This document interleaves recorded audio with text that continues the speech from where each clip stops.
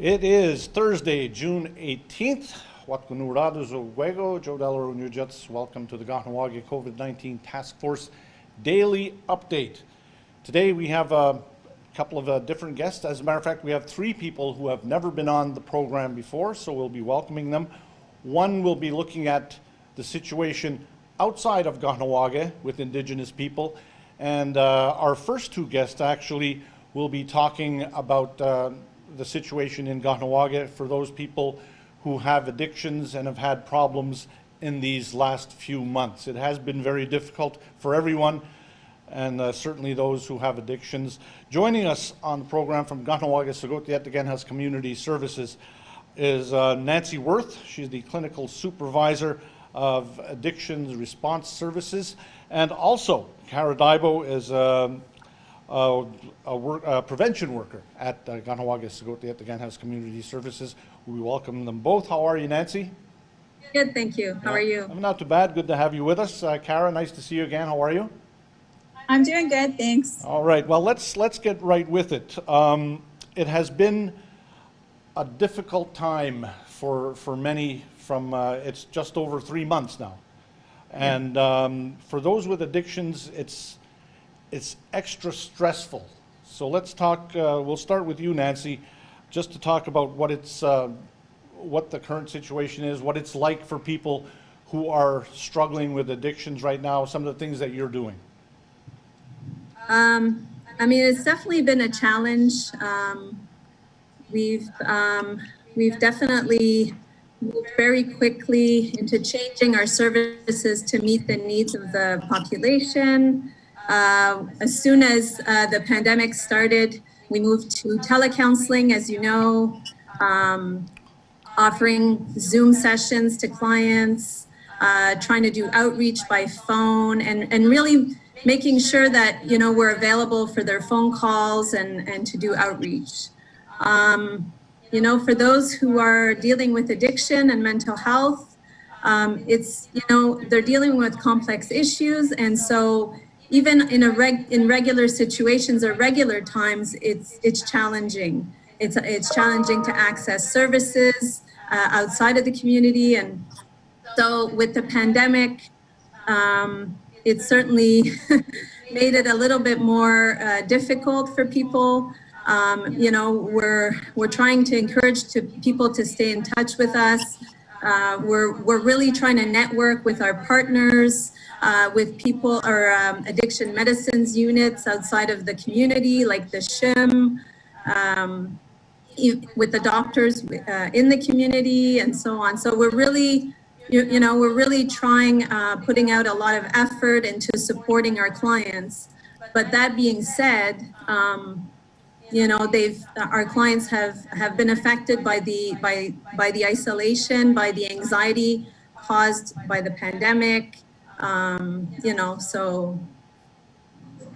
What are some of the specific problems that when you look at those who have had problems, maybe they've been fighting their way through and having some success, but then something like this comes around that we've never seen before. How have you and your team dealt with that, something like this that's never happened? I think, you know, with the support of our management and our director at KSCS, you know, we have all their support to be creative in the way that we work. And so, you know, again, we've tried really hard to support our clients, to reach out. I know Kara's going to talk a little bit more about our Facebook page, but that was something that we put out there to reach out to people, to say, hey, we're still here and we're doing the best that we can to connect you. You know, we don't want people to just feel like they're alone in this. You know, we do have some resources that we have access to. So it's just a matter of working together and people coming in and asking for our support, and also for family members and friends also that they can outreach to us and bring us in and support their family members in following through with getting some help. Well, that's a natural segue because it brings us right to Kara. who can then talk about some of those initiatives, including the Facebook page. Kara? Okay, so right now it's a really difficult time for people who are experiencing substance abuse. We decided to create a Facebook page for people who are dealing with substance abuse and for their family members, just to provide them resources, to give them information, harm reduction strategies, coping skills, recovery tips, our phone numbers, just in case they're interested in receiving services from KSCS. As Nancy mentioned, the addictions response services counselors are still operating, although they're not currently doing inpatient, like people can't go directly to KSCS for services. They can receive telecounseling through telephone and, through Zoom and different social media platforms. We're also encouraging people to go online to get their counseling and to get their support group sessions in. Also reaching out to doctors, letting your doctor know how you're feeling and what's going on with you. And then there are also some community members that are doing really great work in this area. So we kind of encourage them to network with those community members who are Asanoje Diabo and John McCumber. Both of them lead Facebook groups and pages where they have Zoom and different NA and AA groups that they run weekly. Mm-hmm. So the Facebook page that we started is called Anzatni Guriohage, and you can find it if you go onto the KSCS website, and there's links to the page. So we encourage people to follow it. We have updates on different prevention activities and events that we have in the community to encourage sobriety and just wellness in general. Mm-hmm. As a prevention worker, what has changed for you? What strikes you as the biggest change for the work that you do in prevention during these past 3 months? I guess it's just really trying to be innovative in the ways that we are reaching out to our clients and being able to offer services to them. It's really hard because in addictions, usually we try to encourage people to get together and really network with each other and, to have daily support with one another. And it's really challenging at this time because we're asking everybody to isolate and not to come into contact with others. And I mean, having Zoom and everything, it's getting a little bit easier, but there's a lot of challenges with technology. Not everybody has access to internet. It doesn't always work out as easily as it should. And I mean, face-to-face interaction is always optimal, but we're trying to have people, family members, friends, and people who love others who maybe have addictions issues, to just reach out to them daily, see how they're doing, let them know you care. For people with addictions, sometimes people are really not sure what to do. Like, I saw a post going around 2 weeks ago saying, there's really nothing you can do if somebody you love has addictions because it's their own issue and you can't really help them. But our message is, just to keep trying, let them know that you care, keep those conversations going, that you can make your life better, that you can reach out for help at any time. And, no matter what you've done in the past, there's always, help available and people there to listen. And, there's a lot of services available right now, through Zoom and, by calling in and stuff. So, I mean, even though treatment centers are closed right now, help is still there. And it's just important to keep pushing those people you love, or if you yourself is facing addiction, to just, try to get better for everybody around you and also for yourself. Well, tough love does not mean no love, right? Right. So let's move over back to Nancy. It's been about 6 weeks or so since we've had people from your department on this program, and what kind of response have you had? What kind of successes and what kind of challenges have you seen as time has as this has all developed here?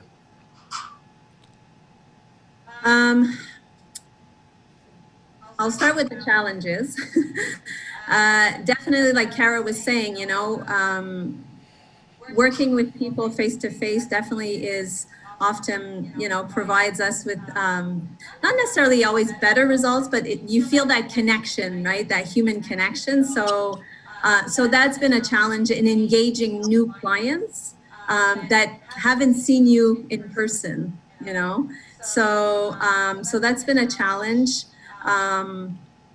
Also, I think just really meeting the needs and responding to the requests when people are coming in asking for inpatient services, and we can't really do that right now, or you know the resources are limited. There are some treatment centers that are open, but they're, like I said, they're very limited. So that's been another challenge. But I think our team, and when I say our team, I'm not just talking about addiction services. I'm talking about the support counseling team, the psychological services, our prevention team. Everybody, you know, we've really worked together to come up with some solutions to still offer our services the best way that we can.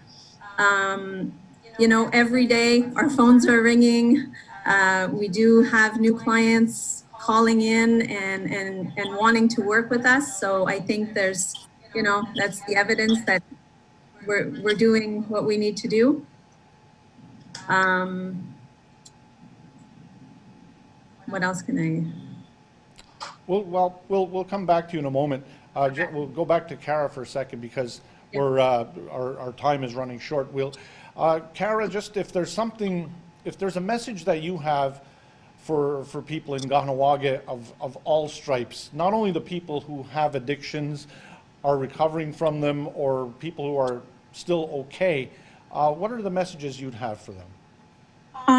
One thing that I wanted to talk about that I didn't have a chance to was that we have community members that often call KSCS to see what we're doing about the youth that are drinking and using substances at the quarry or on the island or different places in the community, maybe gathering as youth. I just wanted to say that, you know, as a community, we need to come together and we need to address this as KSCS, as police officers, as parents. Everybody needs to join together and have these conversations with our youth, letting them know what our expectations are for them, you know, that it's important as young people that they don't, you know, waste all their time drinking and using drugs, and, you know, that they really are mindful about, you know, where they're going in their lives, and, you know, letting these children know that we care about them and we don't want to see them go down the wrong path.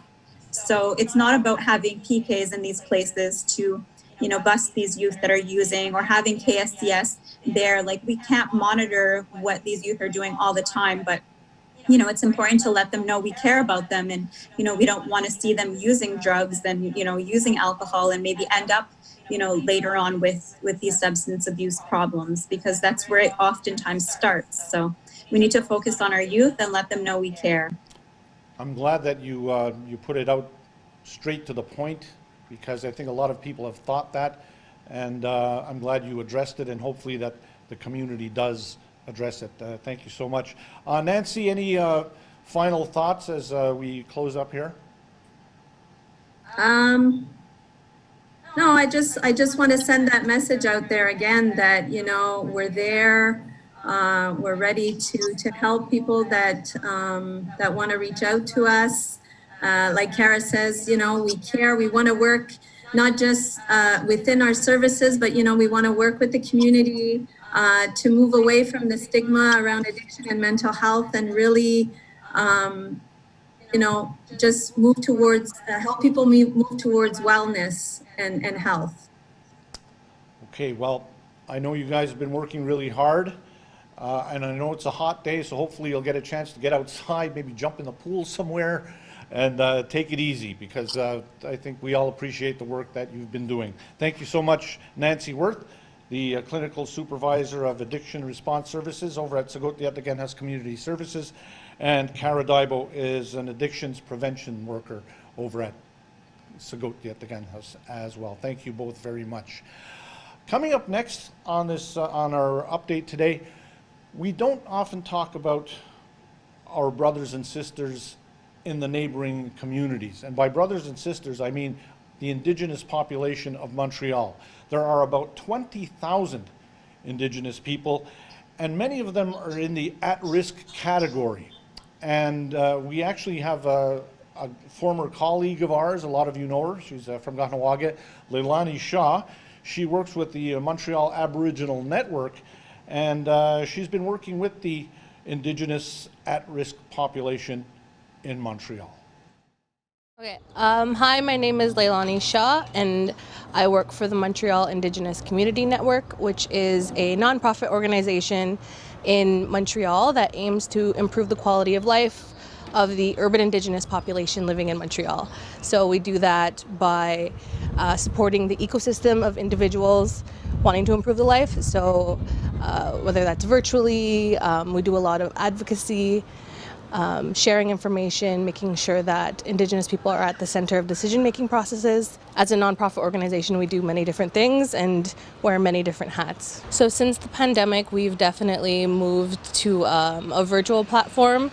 We have Zoom meetings every single morning with our team, so we're about a team of 12. It's definitely changed the way we work together. We have to have a lot more communication and make sure that we're speaking with everyone and making sure that since we are working from home, it's a lot harder to like check in, and it's like having to go that extra mile. A lot of the issues faced by the urban Indigenous community have pretty much amplified, so they're not necessarily things that are completely new in terms of like homelessness or justice or food security. It's just kind of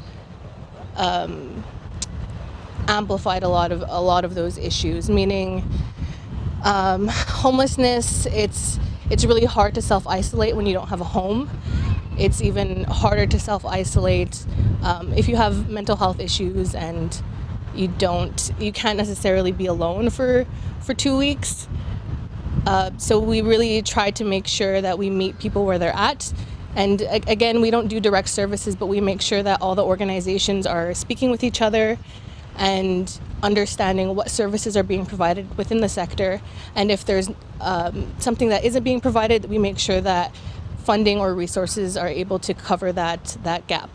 It's harder to kind of come together since there are so many different groups. We definitely try to make the best out of it, but in terms of like in Kahnawake, it's Mohawk Nation. It's just one kind of group of people that have a big understanding of what their cultural needs are, what their history is, and within the city there's just so many different people and so many different walks of life that it's really hard to kind of have one service that meets all those specific needs. The sector is always looking for people who are able to do outreach, and outreach is being on site on the streets, making sure that community members are safe, being able to intervene if there's any issues, being able to de-escalate situations so that the SPVM don't get called or people don't get ticketed or taken to jail, because that's also really traumatic and really triggering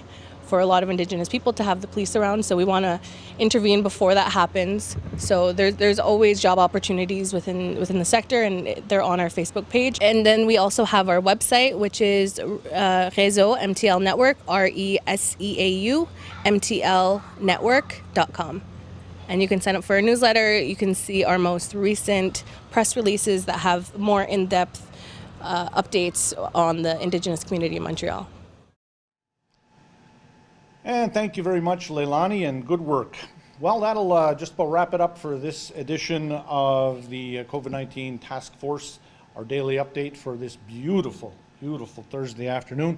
Just a couple of notes. As you watched yesterday's program, you heard Lloyd Phillips mention that in terms of outdoor sports, soon the facilities will be opening up, and as of Monday there will be the gradual reopening of outdoor facilities will begin in earnest. So just stay tuned as the task force works with our sports and Recreation Department. I know it has a different name now, but we'll have a lot more information coming your way. Yesterday we talked about also the drop-off on Father's Day over at the Kahnawake Memorial Hospital Center. That'll take place on Sunday, on Father's Day, and it'll take place from 9 until noon at the testing site.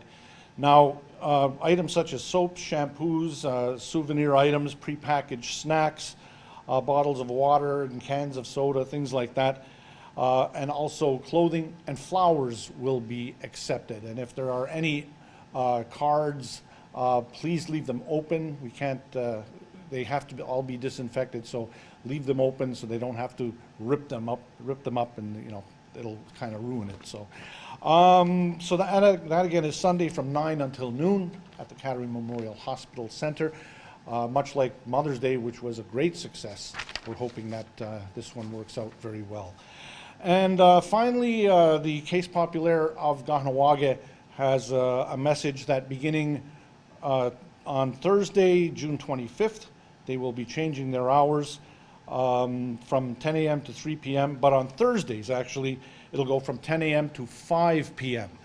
There have been shorter hours during the pandemic, but at least on Thursday, there will be a couple of more hours for you to do your banking if you need to do it there. That'll do it for us. We'd like to thank our guests today, Leilani Shaw, and also from the Diabo Community Services, we had Nancy Worth and Kara Diabo. So thank you for joining us. Thank you to our guests. We shall see you tomorrow. Don't forget, stay clean, stay apart, and if you're not feeling well, stay home. Yao ko dano, onigiwahi.